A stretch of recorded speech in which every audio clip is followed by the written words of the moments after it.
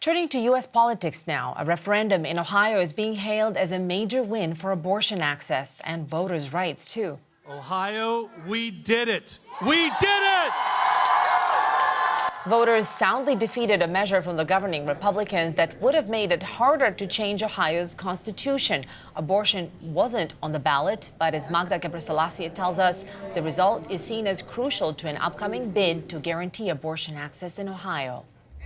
When it comes to Ohio's constitutions and making any amendments to it, it takes a simple majority votes, so support of 50% plus one when it comes to the voters. And with issue one, they were looking to raise that bar to 60%. And this was backed by Republicans who said this was about stopping the influence of outside interest groups. But you had many critics that said it was actually a way to cut down the power of voters and efforts to get abortion rights protected under the state's constitution. So after the Supreme Court overturned Roe v. Wade last year, you had abortion banned or restricted in many states. And Ohio is one of those states that passed a law banning abortions at 6 weeks of pregnancy. But the thing is, it's on hold because of legal challenges. So this November, voters will decide whether to amend the Constitution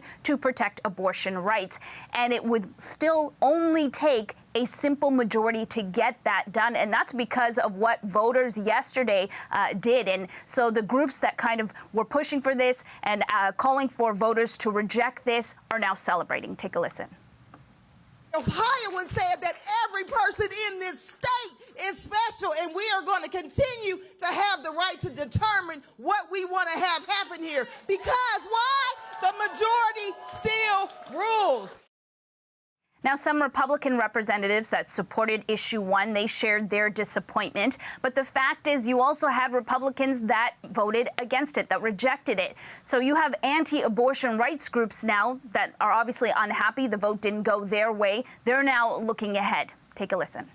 There are a lot of Republicans that are pro-life that may have voted no on this issue that will be with us shoulder to shoulder come November. Look, we have marijuana and abortion on the ballot this November coming up, and I just believe our faith-based community in all 88 counties will reject both. And that vote is set to take place on November 7th.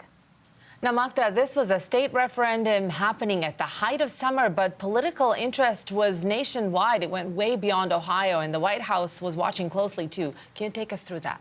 Yeah, leading up to this vote and after the call was made, you had members of Congress, former vice president, and the current president weighing in. So former Vice President Mike Pence, who is running to be president, he released a video urging on Ohio voters, to pass issue one to get at left-wing interests. So he talked about abortion as being one of the issues.